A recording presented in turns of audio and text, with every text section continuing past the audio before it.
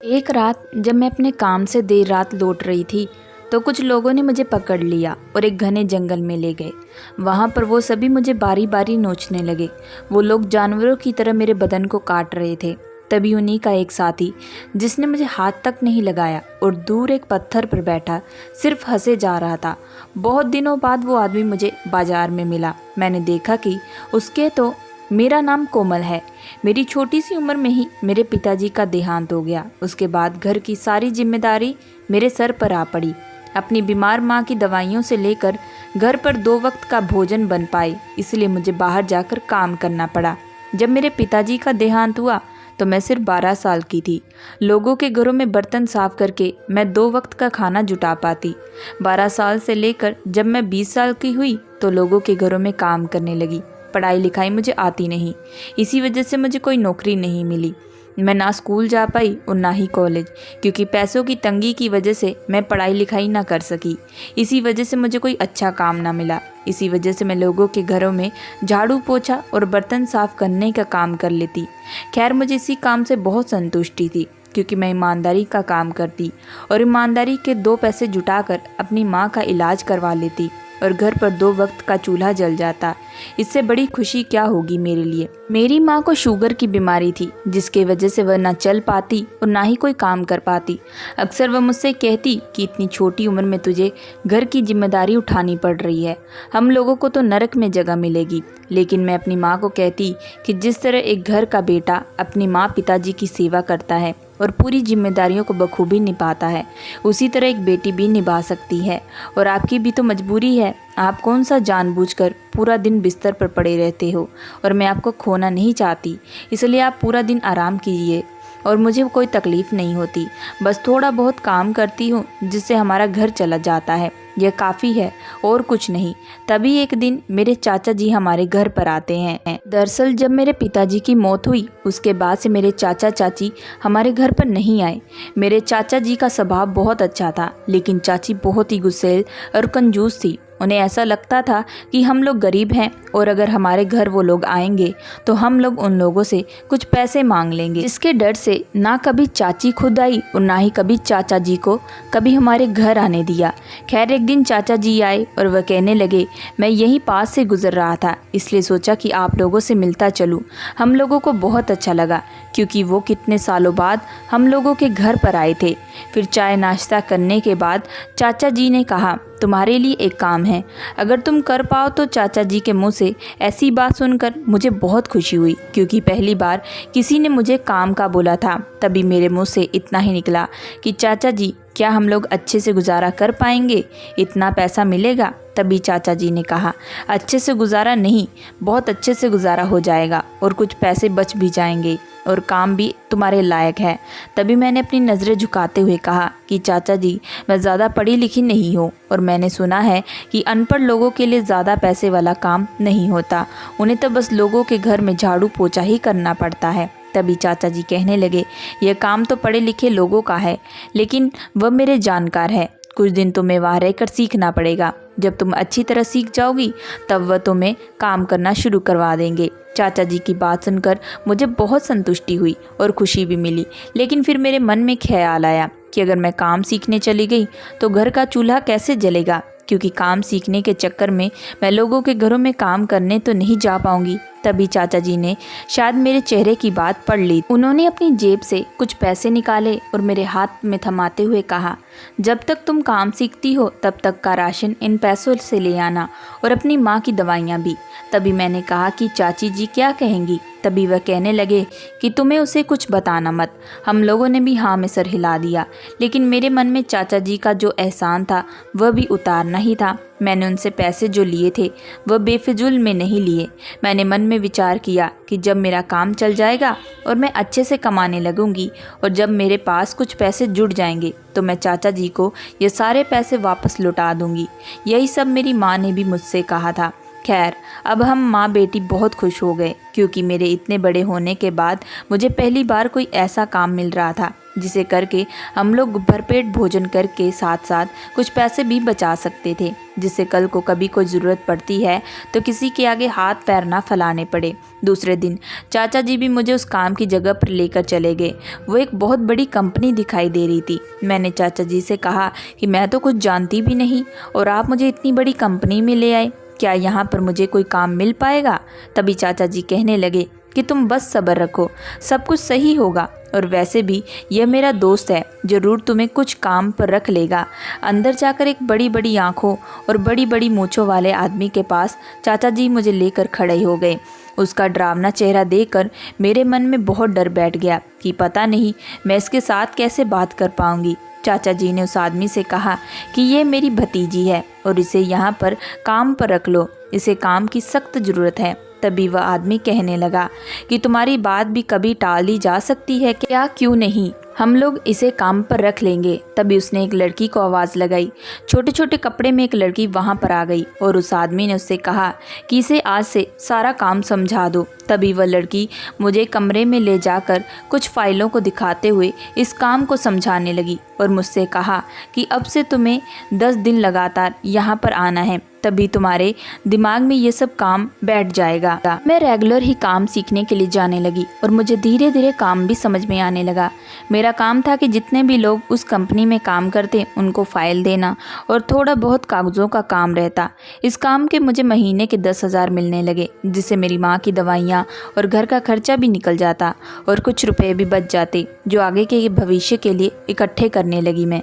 अब मैं बहुत खुश थी क्योंकि मुझे ज़्यादा मेहनत भी नहीं करनी पड़ती और अच्छे पैसे की भी कमाई हो रही। वह इंसान सच में बहुत अच्छा था, जिसे मुझे शुरुआत में देखकर मन में बहुत डर लग रहा था। वह हर रोज़ कभी भी कोई काम में दिक्कत होती तो मुझे बहुत प्यार से समझा देता। खैर, ऐसे ही मेरे दिन निकलते गए। जब मैंने काम को शुरू किया तो सब लोग मुझ पर बहुत हंसते थे क्योंकि मेरे कपड़े अच्छे नहीं होते थे। कपड़ों में हर जगह छोटे मोटे छेद होते थे क्योंकि खाना बनाने वक्त आग की चिंगारी मेरे कपड़ों पर गिर जाती। हम लोगों की इतनी औकात नहीं थी कि नए नवेले और उस ऑफिस में जैसे लोग कपड़े पहन कर आते हैं उतने अच्छे ब्रांडेड कपड़े पहन सके।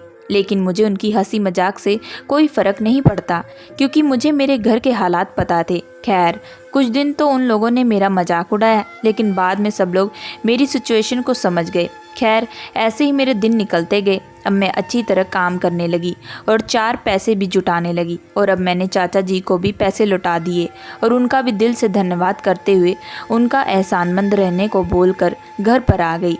लेकिन कुछ दिनों से मुझे वहम होने लगा कि उस कंपनी के कुछ लड़के जो वहाँ पर काम करते हैं वो मुझ पर गंदी नज़र रखने लगे हैं। मैं जब भी उन्हें फ़ाइल वगैरह देने जाती हूँ तो फ़ाइल के बजाय वह लोग मेरा हाथ पकड़ लेते हैं और मेरे सामने गंदी गंदी हरकतें और इशारे करने लगते हैं। मैं उन्हें कुछ ना बोल पाती क्योंकि बड़ी मुश्किल से तो मुझे इस कंपनी में काम मिला था और यह ठहरे बड़े लोग, इनके सामने मेरी क्या औकात, मैं अपनी जुबान भी खोलूं। खैर, मैं इन सब लोगों का अत्याचार धीरे धीरे सचती रही। यह तो अब उन लोगों का हर रोज़ हो गया था, मुझ पर गंदी तरह से नज़र रखना, गंदे गंदे इशारे और गलत गलत बातों से मुझे तंग करना। लेकिन मैं कुछ ना बोल पाई और शायद मेरी चुप्पी का उन लोगों ने कुछ ज़्यादा ही फ़ायदा उठा लिया। खैर, एक दिन उस कंपनी के मालिक ने कहा कि आज से काम बढ़ गया है, जिसकी वजह से कल से देर रात तक काम करना पड़ेगा और हाँ, इस काम का तुम्हें अलग से पैसा भी मिलेगा। देर रात का काम सुनकर मेरे तो होश ही उड़ गए क्योंकि घर पर माँ को दवाई देनी, खाना देना सिर्फ मेरी ही जिम्मेदारी थी और जिस कंपनी में काम करती वहाँ से मेरा घर बहुत ज़्यादा दूरी पर था, जिससे घर पहुँचने में मुझे 2 घंटे लगते। जितनी देर रात वह कंपनी का मालिक बोल रहा था उतनी रात में तो ऑटो रिक्शा भी आना जाना बंद हो जाता। मैं घर पर कैसे पहुंचूंगी? तभी मैंने इस बारे में उनसे बात की तो उन्होंने कहा कि ये सब मुझे नहीं पता, सब लोग यहाँ पर काम कर रहे हैं तो तुम्हें भी करना पड़ेगा। खैर, मैंने दुखी मन से हाँ बोल दिया। दूसरे दिन माँ को ये सब बात बताते हुए सवेरे ही शाम का खाना बनाकर उन्हें दे दिया और बोला कि माँ, खाना खाकर दवाई लेकर सो जाना, मुझे रात को देरी हो जाएगी। यह बात माँ को भी नहीं जची। वह कहने लगी, बेटा तू अकेली लड़की इतनी रात को कैसे घर पर आएगी? तू कहती है तो मैं तेरे साथ चलती हूँ। तभी माँ से मैंने कहा कि नहीं माँ, आप पूरा दिन इतनी रात तक क्या करेंगी और वहाँ पर तो आराम करने के लिए भी कोई जगह नहीं होती और ना ही घर के किसी सदस्य को हम साथ में ले जा सकते हैं। इसलिए आप घर पर ही आराम कीजिए। कोई बात नहीं, मैं जैसे तैसे आ जाऊंगी और कोशिश करूंगी कि थोड़ा जल्दी ही आ जाऊं। खैर मैं ऑफिस के लिए निकल गई और वहां जाकर काम करने लगी। ऐसे ही रात के लगभग 11 बजे का समय हो चुका था। मेरा मन तो घबराए जा रहा था कि पता नहीं कितनी देर और यहाँ पर रोका जाएगा। अगर ज़्यादा रात हो गई तो मैं घर पर कैसे जा पाऊँगी। और ऊपर से उस कंपनी में काम करने वाले लड़कों की गंदी नज़र मुझ पर थी। मुझे पक्का यकीन था कि इन लोगों के मन में ज़रूर कुछ न कुछ चल रहा है, लेकिन मैं अपनी गरीबी के कारण बहुत ज़्यादा मजबूर थी। अगर मैं कोई जवाब उठाती तो पता नहीं ये लोग मेरे साथ क्या कर देते, और मैं नहीं चाहती थी कि मेरी बीमार माँ इस समय कोई और दुख झेले, इसलिए मैंने चुप रहना ही ज़्यादातर ठीक समझा। खैर अब 12:30 बजे के आसपास समय हुआ था। तभी कंपनी का मालिक बोला कि अब तुम्हारी छुट्टी करते हैं, तुम लोग जा सकते हो। मैंने सारा काम समेटा और अपना बैग लेकर कंपनी से बाहर निकल गई। सब और देखा कि कोई भी रिक्शा दिखाई नहीं दे रहा था। तभी कंपनी में काम करने वाली कुछ लड़कियां अपनी अपनी गाड़ी लेकर जाने लगी। तो मैंने लड़की से कहा कि बहन मुझे भी मेरे घर पर तक छोड़ दो, मैं रात को किसके साथ जाऊंगी, मेरा घर बहुत दूर है। तभी एक लड़की ने मुझे धक्का देते हुए कहा कि तुम जैसे गरीबों को हम अपनी गाड़ी के पास ना आने दे, बैठा कर छोड़ना तो बहुत दूर की बात है। जब तुम्हारी औकात नहीं होती तो इतनी बड़ी कंपनी में काम क्यों करती हो। उसकी ऐसी बातें सुनकर मेरे मन को बहुत ठेस पहुंची। मैं अपने मन में सोचने लगी कि गरीब होना कोई गुनाह तो नहीं है, और भगवान ने अगर मुझे गरीब बनाया है तो भला इसमें मेरी क्या गलती।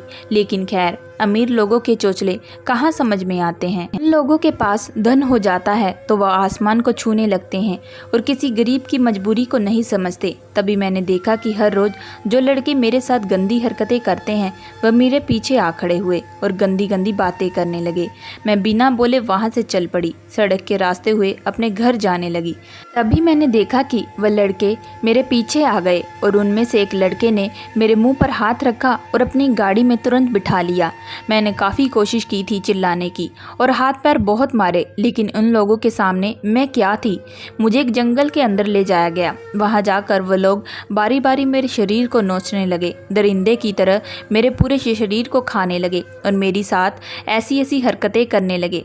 मैं दर्द के मारे कर्राह रही थी। मुझे समझ में नहीं आ रहा था कि मुझे कौन बचाएगा। मैं बार बार भगवान को भी पुकार रही थी, लेकिन आज तो भगवान ने भी मेरी ना सुनी और उन दरिंदों ने मेरे शरीर को नोच खाया। तभी मेरी नज़र उनके एक साथी पर पड़ी जिसने मुझे हाथ तक नहीं लगाया। दूर एक पत्थर पर बैठा सब नज़ारा देखे जा रहा था और देखकर जोर जोर से हंस रहा था। काफ़ी ताली बजाता हुआ कभी अपने पैरों को मारता, ऐसे खुश हो रहा था मानो कोई फिल्म चल रही हो। मुझे तो समझ में नहीं आ रहा था कि इन दरिंदों ने अपनी हवस का शिकार मुझे बना लिया तो वह क्यों नहीं बना रहा, और ऊपर से हंस भी रहा है। तभी इन दरिंदों में से एक लड़के ने जाकर उसकी पीठ को थपथपाया और बोला कि काम हो गया, चलो चलते हैं। वह हंसते हुए उनके साथ चला गया। मैंने बहुत मिन्नतें की, लेकिन उन्होंने मेरी एक ना सुनी और मुझे उस दर्द भरी हालत में वहीं पटक कर जाने लगे। मैंने जैसे तैसे खुद को संभाला और अपने मरे कदमों से घर की तरफ चल पड़ी। मेरी आंखों में बस आंसू ही आ रहे थे और पूरा शरीर दर्द के मारे टूट जा रहा था। मुझसे एक कदम भी नहीं चला जा रहा था। मेरे दिल से उन दरिंदों के लिए बहुत बद्दुआ निकल रही थी, जितनी कि कोई अपने दुश्मन को भी ना दे। उन लोगों ने मेरे साथ जो किया था उसकी सज़ा तो उन लोगों को ज़रूर मिलेगी। मैं नहीं तो भगवान उन लोगों को ऐसी सज़ा ज़रूर देगा। मैं घर पर पहुंची, लेकिन मैं मेरी माँ को यह सब नहीं बताना चाहती थी और ना ही यह महसूस होने देना चाहती थी कि मेरे साथ क्या क्या हुआ है। तभी मैंने घर का दरवाज़ा खोला तो देखा कि मेरी माँ गहरी नींद में सोई हुई है। मैं धीरे धीरे से अपने कमरे में गई और जाकर अपने कपड़े बदले और माँ के पास आकर बैठ गई। मैंने बड़ी ही मुश्किल से अपने आंसुओं को संभाला हुआ था और अपने कलेजे पर हाथ रखकर अपने दर्द को अंदर ही छुपाए रखा। मैंने जरा भी एहसास नहीं होने दिया अपनी माँ को कि मैं किन हालातों से गुजर कर आई हूँ और मेरे साथ क्या क्या हुआ है। तभी मेरे माँ ने मेरे सर पर हाथ रखते हुए कहा कि क्या हुआ बेटी, बड़ी उदास लग रही हो। तभी मैंने माँ से कहा कि नहीं नहीं माँ, कोई बात नहीं है। वह दरअसल पूरा दिन और इतनी रात तक काम करती रही हूँ, जिसकी वजह से मेरे चेहरे पर थकान आ गई है। तभी मेरी माँ को मेरे हाथों और गर्दन के पास खरोंच के निशान दिखाई दिए। तभी वह कहने लगी कि ये निशान कैसे हैं तुम्हारे शरीर पर, कोई बात तो है, तुम मुझे बता नहीं रही हो। मेरा बहुत मन कर रहा था कि मैं अपनी माँ को सारी बात बता दूँ और उनके सामने जी भर के रो लूँ, लेकिन मैं ये नहीं कर सकती थी। मैं उन्हें नहीं बताना चाहती थी कि मैं किस दर्द में गुजरी हूँ, क्योंकि अगर मैंने उन्हें ये सब सच पता चल गया तो वह अपने आप को जिंदा नहीं रख पाएंगी। इसलिए मैंने माँ से कहा कि नहीं माँ, कुछ नहीं। रास्ते में आते वक्त कुछ पशुओं को कांटों तारों के अंदर उलझा देखा तो उनको आज़ाद करने लगी, जिस वजह से मैं कांटों के तार में मेरे बदन को लग गए और ये निशान मेरे शरीर पर आ गिरे। तभी मेरी माँ ने मेरे सर पर हाथ रखा और बोला कि बहुत अच्छा काम किया बेटा, तू तो मेरी सबसे अच्छी और लाडली बेटी है। इतनी रात को इतनी थकी हुई भी दूसरों की मदद में लगी हुई थी। अब तो मुझसे रहा नहीं गया और मैं खाना खाने के बहाना बनाकर अपने कमरे में तुरंत भागकर चली आई और जोर जोर से रोने लगी। सोचने लगी कि मैं गरीब जरूर थी, लेकिन मेरे साथ ऐसा होगा मैंने आज तक कभी नहीं सोचा था। मेरे मन में हमेशा यही था कि हम गरीब हैं, लेकिन 2 वक्त का खाना अपनी मेहनत करके खाएंगे और अपनी खुशी भरी ज़िंदगी में रहेंगे। लेकिन मुझे क्या पता था कि बाहर की दुनिया कैसी है। मुझे बार बार अपने ऊपर हैरत हो रही थी कि इससे अच्छा तो मैं लोगों के घरों में बर्तन साफ कर लेती, कम से कम खुद को सुरक्षित तो महसूस करती। लोग अपनी हवस का शिकार बनाने के लिए किसी की ज़िंदगी भी बर्बाद कर देते हैं, उन लोगों को भी शर्म नहीं आती। खैर, मैंने यह बात किसी को भी नहीं बताई, क्योंकि मैं मेरी माँ को कभी खोना नहीं चाहती थी और ऊपर से इतनी बदनामी का डर, क्योंकि वह लोग बहुत अमीर थे और अमीर लोगों को तो कोई खतरा नहीं होता। अब मुझे समझ में आ गया था कि जीवन में पैसा होना कितना ज़रूरी है। गरीब लोगों को तो हर कोई अपनी ठोकर का शिकार बना लेता है। अगर आज मेरे पास पैसा होता तो मुझे शायद इस तरह से इस चीज़ का शिकार ना होना पड़ता। मैं भी उन लड़कियों की तरह बड़ी बड़ी गाड़ी में बैठकर घर आ जाती, उसके अंदर मैं सुरक्षित रहती। मैंने इन सब बातों को भुलाने का फैसला किया और दोबारा उस कंपनी में ना जाने का सोचा। मैंने दूसरे दिन चाचा जी के पास जाकर बोल दिया कि मुझे उस कंपनी में अब और काम नहीं करना। तभी चाचा जी कहने लगे कि क्या हुआ बेटी, अभी तो तुम्हारे पास पैसे जमा होने शुरू हुए थे। मैंने अपने मन में सोचा कि ऐसे पैसों का अब मैं क्या करूंगी जिससे मुझे अपनी इज्जत की नीलामी करनी पड़े। खैर, मैंने कोई ना कोई बहाना बनाकर चाचा जी से बोल दिया कि मुझे नहीं जाना, आप अपने दोस्त से कह दीजिएगा। तभी मैं लोगों के घरों में फिर से झाड़ू पोछे का काम करना शुरू कर दी और उसी में संतुष्टि हो गई, क्योंकि इस बात को गुजरे अब पूरा 1 महीना हो चुका था। एक दिन मैं अपनी माँ के पास बैठी थी तो मुझे फिर से उस लड़के का ख्याल आया। पहले तो मुझे लगा कि वह दिमागी हालत से ठीक नहीं होगा, लेकिन फिर मुझे लगा कि अगर वह दिमागी हालत से ठीक नहीं होता तो इतनी बड़ी कंपनी में काम कैसे करता और वो दरिंदे उसे अपने पास कैसे रख लेते, उसे तो कब का भगा देते। फिर मेरे मन में आया कि हो सकता है उन्हीं की कोई साजिश हो। खैर, मैं उस दिन को दोबारा अब अपनी ज़िंदगी में याद नहीं करना चाहती थी, लेकिन फिर भी वह आदमी की हंसी बार बार मेरे दिमाग पर आ रही थी।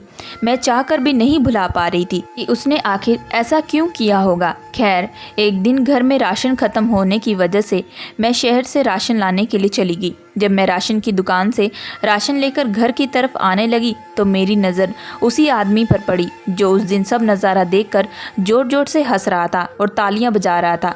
मुझसे रहा नहीं गया और मैं उसके पास जाने लगी। फिर मैंने देखा कि उसके साथ एक बूढ़ी औरत भी थी। मुझे नहीं पता था वह कौन है। मैं उस आदमी के पास जाकर खड़ी हुई और उसे गौर से देखने लगी। उस औरत ने मेरे सर पर हाथ रखा जो उसके साथ खड़ी थी और कहने लगी कि ये मेरा बेटा है, पिछले कुछ महीनों से इसकी दिमागी हालत ठीक नहीं है। तभी मैंने उसकी माँ से पूछा कि इसकी दिमागी हालत ठीक नहीं है तो ये इतनी बड़ी कंपनी में भला काम कैसे करता है। तभी उसकी माँ ने कहा कि बेटा, तुम इसे कैसे जानती हो। और तभी मैंने कहा कि मैं भी उस कंपनी में काम करती थी, लेकिन किसी वजह से मुझे यह काम छोड़ना पड़ा। तभी उसकी माँ कहने लगी कि यह कंपनी में काम कर लेता है, इसे कोई दिक्कत नहीं, लेकिन कभी कभार इसे पता नहीं क्या हो जाता है। वैसे तो यह ठीक ठाक रहता है, लेकिन कभी कभी इसका दिमाग इस कदर ख़राब हो जाता है कि यह पागलों की तरह हरकतें करने लगता है। तभी उसकी माँ ने कहा कि बेटा, अब इतनी बात बता दी है तो तुझसे और बात क्या छुपानी। उस औरत ने मेरा हाथ पकड़ा और एक साइड में लेकर जाकर मुझसे सारी बात बताई। उसके बाद जो उस औरत ने जो बताया उसे सुनकर तो मेरे पैरों तले ज़मीन खिसक गई। वो कहने लगी कि मेरे बेटे की शादी 2 साल पहले हुई थी, लेकिन कुछ गुंडों ने इसकी पत्नी को इसी के सामने इज्जत लूट ली और उसके बदन को नोच कर खा गए और उसे पूरा मार डाला। तभी से यह ऐसा हो गया। जब तक ये दवाई लेता है तब तक ये ठीक रहता है। जब दवाई का असर खत्म हो जाता है तो यह इस कदर करने लगता है जैसे इसके दिमाग में कोई बात दौड़ रही हो। अभी मुझे सारी बात समझ आ गई कि यह उस दिन क्यों हंस रहा था। शायद उसे मुझ में अपनी पत्नी दिखाई दी होगी और उसके बाद फिर से कोई दिक्कत आई होगी जिसकी वजह से यह हंसने लगा और पागलों की तरह हरकतें करने लगा। फिर मैंने उसकी माँ से कहा कि क्या उन दरिंदों को पकड़ा नहीं गया। तभी उसकी माँ कहने लगी कि हमारे पास जितने पैसे नहीं और मेरा बेटा भी दिमागी हालत से ठीक नहीं।